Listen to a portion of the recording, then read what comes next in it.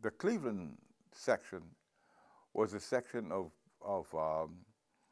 political maturing. It's a section of learning what the struggle was all about. I mean, it was in Cleveland. The 8 or 9 years that I spent in Cleveland was a period of time when I did my most intense work within the African American community as a communist, and also when I began learning to, in a much more intricate way, the internal functionings of a revolutionary party, that is of the Communist Party, began to understand the depth of penetration of the FBI and how it was gaining control of that organization, and how important it was, the tactics of the FBI to keep it as a revolutionary organization so that it was effective, but yet the kind of revolutionary organization that blocked any revolutionary activity.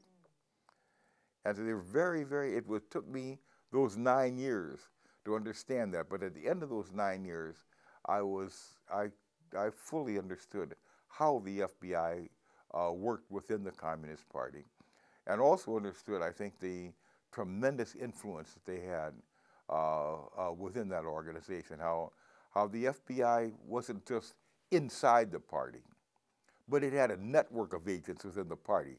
That's to say, where one set of agents on one level was able to protect and advance a set of agents on a different level.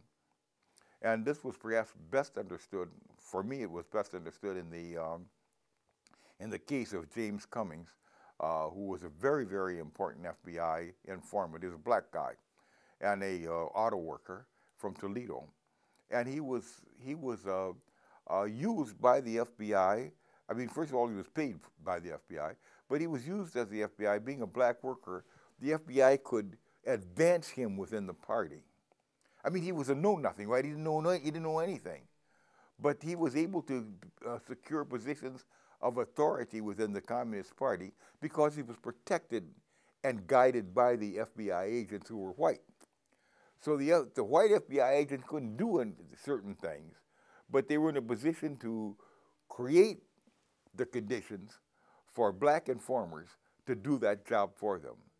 And it was almost impossible to break that kind of a phalanx, you know, that where one section was protecting the other section, and those of us who were trying to fight it were up against democratic centralism, so to speak. You know, we were cast in the light of being disruptors for trying to defend the organization. It was an impossible situation, and I think I learned that from the Cleveland situation.